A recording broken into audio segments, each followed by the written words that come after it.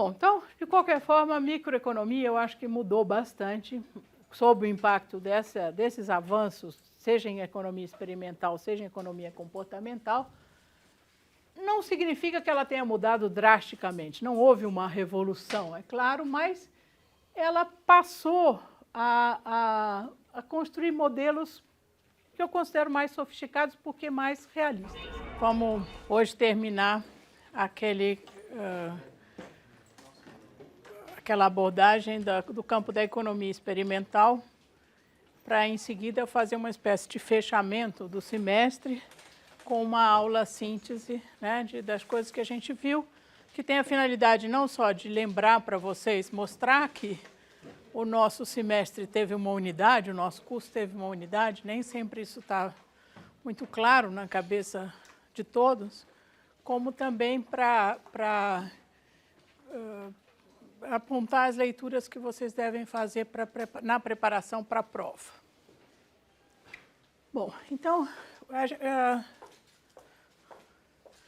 ainda sobre a economia experimental, eu tenho aqui sim caminhei um pouco para uma conclusão que também tem a ver com a economia comportamental, com um campo mais amplo do qual a economia experimental tem feito parte, que é a questão da economia comportamental, da behavioral economics. Então, o que a gente observa, eu já tinha mostrado esse slide na aula passada, é que a microeconomia está mais sensível a essa ideia das anomalias, né?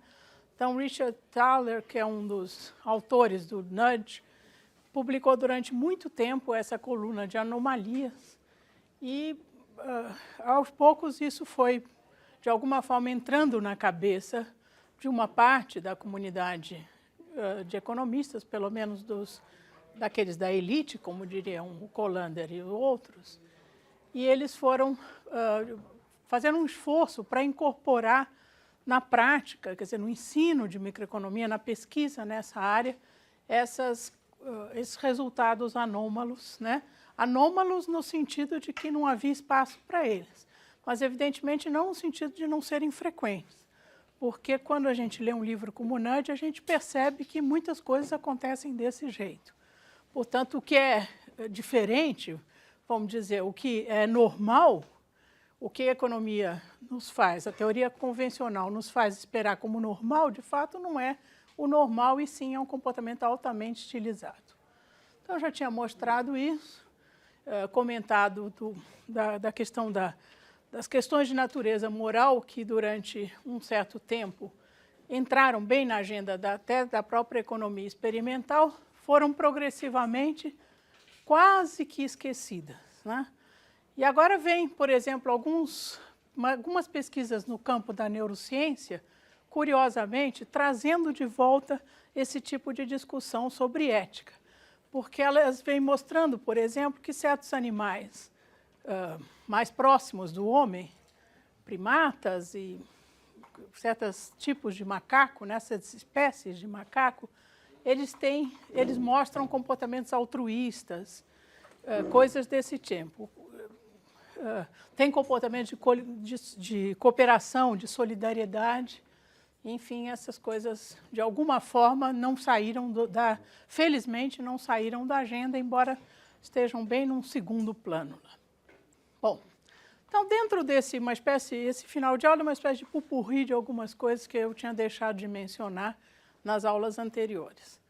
Uma das coisas é o seguinte, na hora que se fala em altruísmo, em doação, né, as pessoas estão dispostas a dar parte daquilo que elas recebem para outras pessoas com quem elas interagem, por exemplo, numa situação de jogo, tem uma explicação que é assim, olha, a doação nunca é gratuita, a doação sempre é feita esperando-se uma reciprocidade, né? No mínimo, a pessoa é cooperativa porque ela está contribuindo para um certo banco, né, que mesmo que ela não vá ganhar de volta aquilo de volta da pessoa com quem ela interagiu, com quem ela foi generosa, existe um certo banco em que ela tem lá um crédito que, de repente, ela pode até só poder recuperar aquele crédito na vida pós-morte. Mas, enfim, tem esse certo crédito. Então, tem várias explicações desse tipo. porque a dificuldade de aceitar a ideia de que as pessoas possam agir altruisticamente, de uma forma generosa, simplesmente por índole, porque isso faz também parte da natureza humana. Quer dizer, é claro que tem o perigo, vamos dizer, a explicação inversa, em que, na descrição, o ser humano sempre passa a ser, em vez de ser o lobo do homem, como vocês leram em Hobbes, ele passa a ser um anjo, uma pessoa altamente generosa, está sempre disposta a colaborar. Evidentemente, essas duas imagens, a do lobo do homem e a do santo, são distorcidas, né? Na prática, na realidade, as pessoas têm um pouco de cada. E dependendo das condições, das situações, das condições sociais, elas exibem uma ou outra faceta, passa a predominar. Bom, então, como é que você... O que tem uma explicação assim? As pessoas que são muito caridosas, que destinam uma boa parte da sua renda, digamos, para os pobres, ou para atividades culturais, ou para incentivar a ciência, na verdade, o que elas estão em busca é de prestígio. Então, de alguma forma, elas estão maximizando, só que aquilo que elas estão maximizando não é renda, não é dinheiro, mas é prestígio. Então, tem toda uma explicação que o pessoal chamou, quando surgiu de... As pessoas buscam esse efeito warm glow, né? Um brilho quente. As pessoas sentem felizes porque saem na coluna social como doadoras caridosas, etc. e tal. E aí, assim, nessa mesma linha, e ainda como pesquisa experimental, o pessoal começou a estudar doações anônimas, né? Se existiam doações que são feitas no anonimato. Portanto, esse efeito não se produz e isso não pode ser considerado a motivação para a conduta. E chegaram à conclusão que sim, em alguma escala existe. Evidentemente que as duas coisas, mais uma vez, estão presentes, as pessoas também procuram o reconhecimento social, mas elas... há momentos ou há pessoas, enfim, que são capazes de fazer doação e permanecer no anonimato. Tem filmes que passam sobre esse tema, né? A questão é de tem um filme brasileiro, talvez vocês possam me lembrar do nome, um filme não muito antigo, quando eu digo não muito antigo, deve ter no mínimo 5 anos, que era exatamente sobre pessoas que iam na favela, faziam um trabalho na favela para ajudar lá o pessoal da favela e tudo, e o filme era... meio cínico, assim, no sentido de dizer, as pessoas, de fato, elas estão só querendo aparecer, né? Então, ser reconhecida socialmente como uma pessoa caridosa, preocupada com os pobres, apesar de rica, ela tem preocupação com os pobres, ou então as pessoas estão simplesmente querendo mitigar um sentimento de culpa. Parecia muito isso, a dona de casa, já de meia-idade, assim, meio sem ter o que fazer na vida, muito rica, não trabalha, e passa a ver no trabalho na favela uma forma de realização e de atenuar algum sentimento de culpa que ela carrega por algum motivo, né? A pergunta que se pode fazer é o seguinte: por que esse sentimento de culpa, né? É estranho, mas por que existe um sentimento de culpa? Quer dizer, se o homem econômico pudesse escolher sua função de utilidade, ele escolheria uma função com consciência, com sentimento de culpa, né? Esse é o título de um artigo interessante a respeito disso, né? Da onde surge esse sentimento de culpa? Então, aquela noção sobre a qual eu já falei para vocês, de imperativos morais, certos imperativos morais muito básicos, com os quais o ser humano teria em si mesmo, né? Muito básicos, assim, restrições muito gerais, que vão ser princípios éticos muito gerais, que vão ser moldados de acordo com a sociedade, com a cultura que ele vive. Quer dizer, a ética como esses tais imperativos muito genéricos, e depois a moral de cada sociedade constituindo uma tradução, né, específica daqueles princípios muito gerais. Isso é uma questão de crença, eu tenho consciência disso, é a minha crença, mas crença do Kant, eu estou em boa companhia, mas, enfim, não tem nada. Bom, e nessa noção de imperativos morais também, eu já conversei um pouco com vocês sobre a questão das preferências e das metapreferências, né? Quando a gente imagina que o ser humano tem, na verdade, ele não é uma pessoa una, integrada, né? A sua escala de preferências não é uma única, na verdade, ele tem um ranking do ranking de preferências. Então, aquilo que o Amartya Sen, por exemplo, chamou de preferências de primeira ordem, fumar, comer doce, não fazer porcaria nenhuma, ficar no ócio, e preferências sobre preferências, né? Preferências de segunda ordem ou meta-preferências, que aí seria ter boa saúde, enfim, todas as coisas que lutam contra essas preferências de primeira ordem e que às vezes se impõem, mas na maioria das vezes não se impõem, né? Então, uma discussão por aí. Não sei se vocês têm algum comentário a fazer sobre esse tipo de coisa, se dá para entender, se não para concordar, pelo menos se dá para entender do que se está falando. Professor, Oi.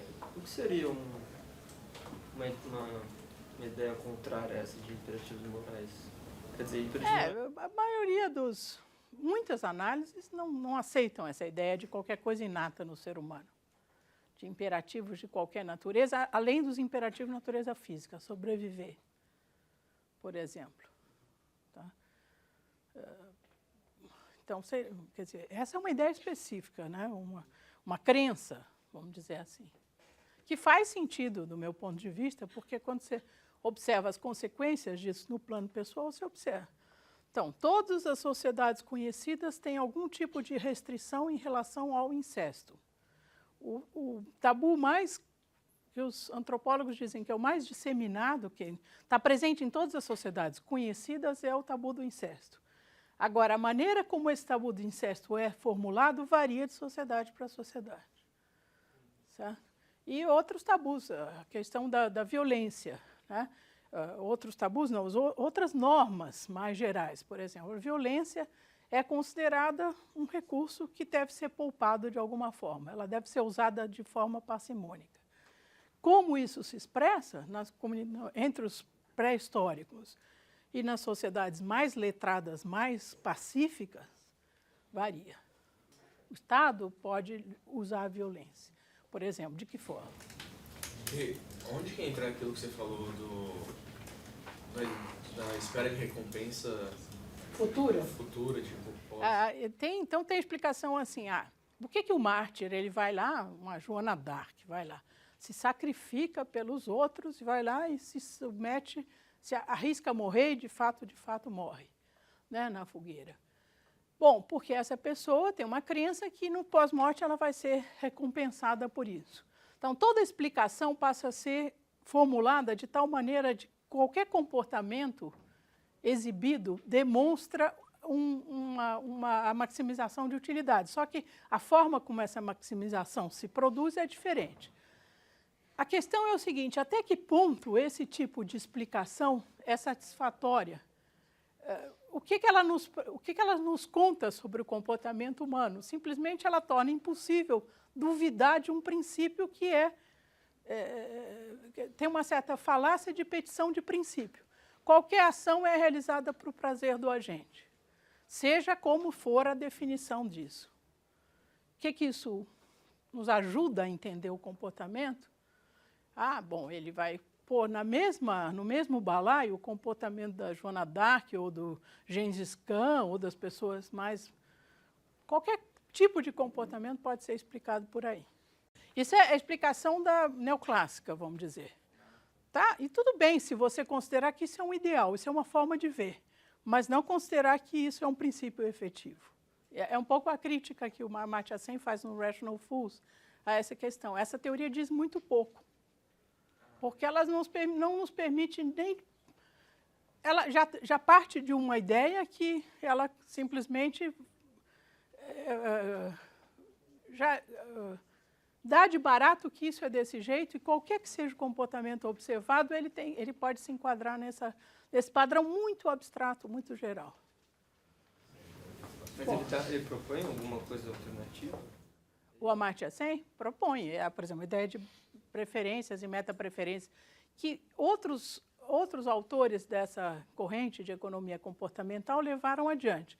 Então, a ideia do self, que tem um conflito interno, é uma ideia interessante. Todo comportamento compulsivo tem um pouco desse componente, mesmo que não seja moral. Eu gosto de fumar, mas eu preferia não gostar de fumar. Como é que você faz para ativar o sistema automático para resistir à tentação, por exemplo? A procrastinação. Eu quero estudar, eu quero fazer o meu trabalho, mas, puxa vida, tem tanta coisa melhor aqui. Como é que eu faço? Né? Como é que eu controlo a mim mesmo? Né? É claro que a maioria das vezes a gente não controla mesmo. A gente procrastina, a gente não estuda, a gente... Bom, tem o prêmio e a recompensa desses comportamentos, mas digamos que você tem... A ideia é trabalhar no componente interno das decisões. Só contar de uma pesquisa da qual eu participei, que foi em 2011, em que essa pesquisa era coordenada por esse Rob Wheeler, que é um sociólogo da Universidade da Califórnia, mas é muito parecida com as pesquisas que os economistas têm feito. Experimental, a ideia é que era testar se as pessoas se comportam altruisticamente e, no sentido de aquela coisa, recebe uma quantia de dinheiro, pode passar adiante ou pode ficar, embolsar essa quantia. Era um jogo de ditador, a pessoa recebia essa quantia, ela dividia com o estranho, ela podia passar para o estranho, era tudo em envelope fechado, ela podia passar do estranho 0 a total da quantia, que eu acho que era R$10. E a ideia é a seguinte, quando ela recebia mais dinheiro, né, o doador anônimo que a antecipou, né, que contava-se para ela que havia um doador anônimo que já tinha feito essa doação para ela, e como é que ela faria para um terceiro também anônimo. E a observação, o resultado que deu em todos os lugares em que essa pesquisa foi publicada, Brasil, China, Israel, Alemanha, é que os sujeitos que receberam mais, sujeito é como se chama aquele que participa de um experimento, tá? Não é o sujeito no sentido mais vulgar da palavra que a gente usa. Os que receberam, porque, na verdade, no envelope, a primeira era fajuto, o cara sabia que era fajuto, mas ele recebeu metade do dinheiro ou 0.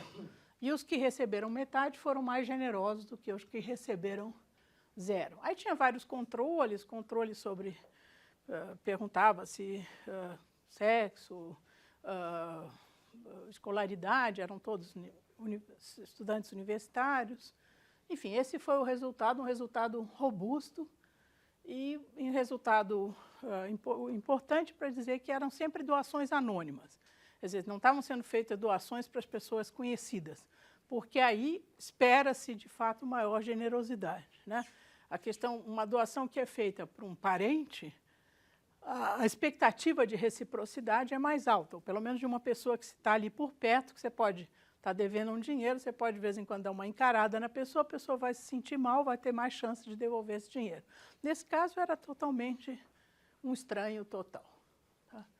Só para contar, por isso, esse daí vai ser publicado possivelmente na American Sociological Review. Bom, enfim, o programa de pesquisa experimental, de economia experimental, está em andamento, né? Ainda tem várias coisas a resolver.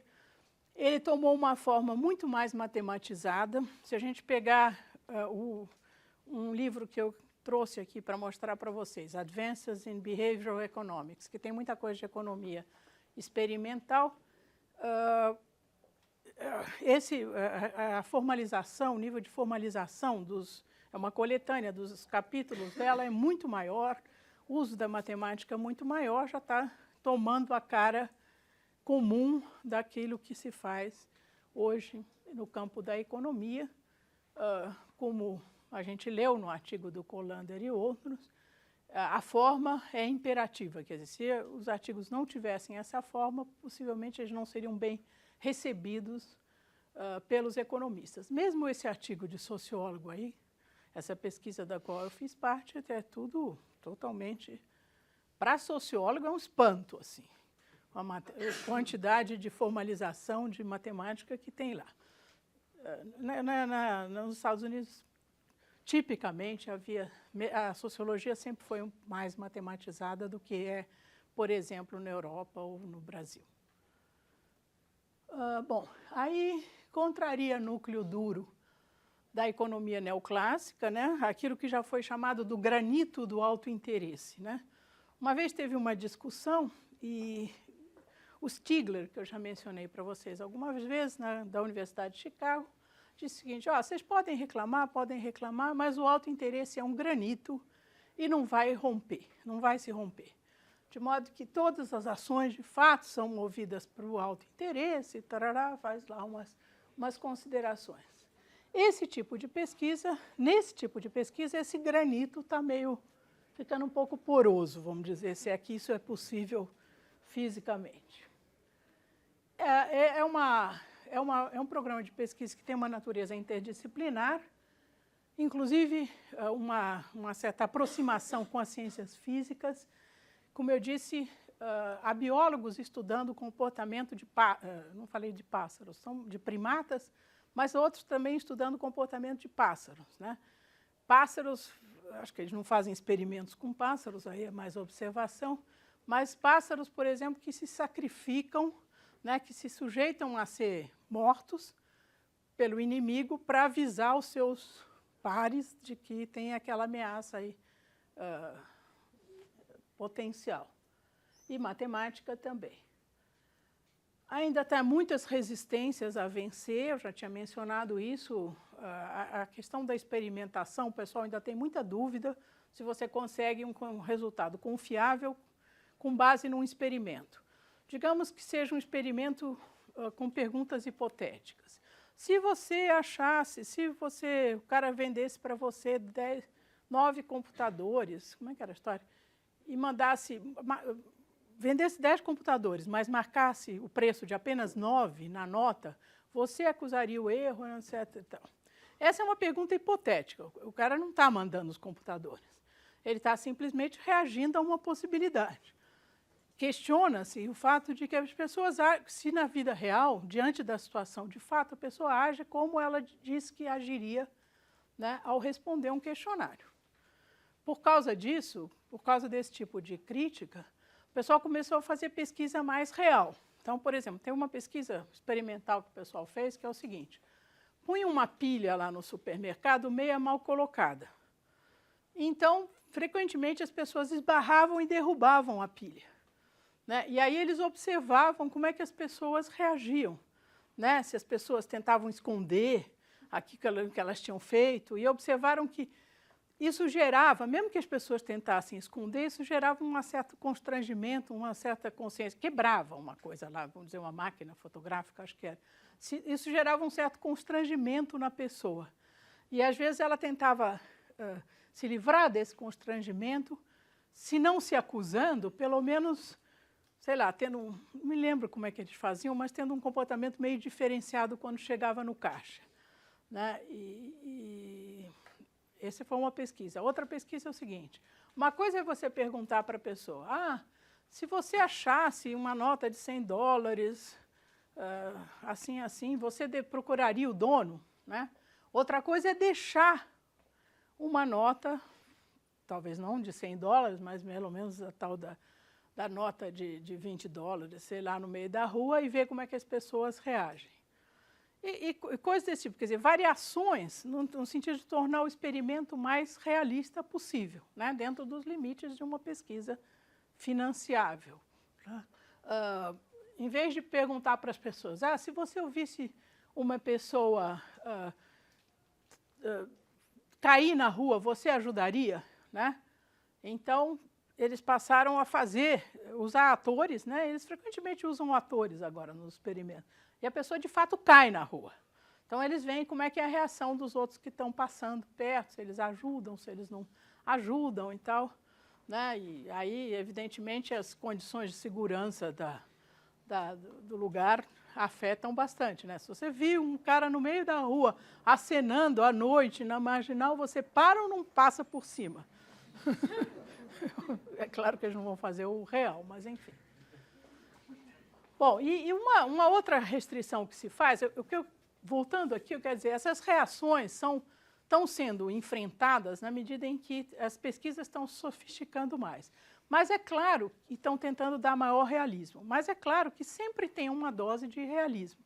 Mas, portanto, o dado que se obtém numa pesquisa experimental, ele tem que ser olhado sob suspeição, com uma dose de suspeição.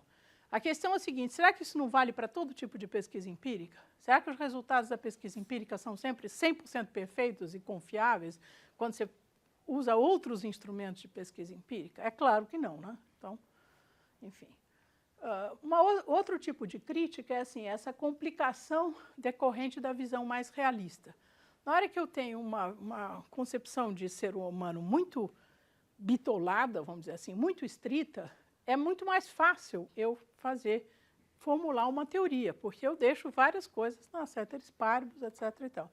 Na hora que eu começo a lidar com um ser humano mais complexo, que tem conflitos internos, que uma parte dele quer uma coisa, outra parte quer outra, evidentemente que a teorização fica mais complicada, né? Então, será que por causa disso a gente tem que abandonar essa visão, tem que ficar com o bitolado mesmo? Acho que não. Algum comentário? Essa é a literatura, fazendo talvez alguma observação. Esse primeiro livro é um livro mais geral, Jane Mansbridge, além do autointeresse. A coletânea do Zamagni, que é um economista aí conhecido, é interessante, a Economia do Altruísmo. Outro livro parecido e interessante é esse sobre ética, racionalidade e comportamento econômico. Esse livro do Henrich, eu já mencionei para vocês, é aquele que fez pesquisa, é um grupo que fez pesquisa em várias comunidades espalhadas pelo mundo sobre a sociabilidade humana.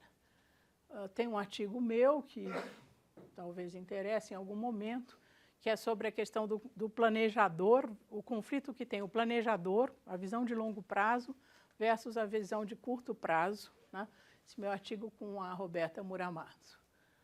E um artigo do Kahneman e Thaler e outros sobre testes experimentais a respeito do efeito dotação, especificamente do teorema de Coase, que eu acho que é interessante. Tem muita coisa aí que é material interessante para monografia, para trabalho de conclusão de curso, né? Então, são coisas que estão saindo do forno, vamos dizer assim, são grandemente desconhecidas no Brasil, né? Tem pouca gente trabalhando nessa área no Brasil, uma das poucas pessoas é a Roberta Muramatsu. Então, é interessante esse tipo de coisa, dá para fazer uma resenha crítica, um bom trabalho de conclusão de curso. Bom, é isso.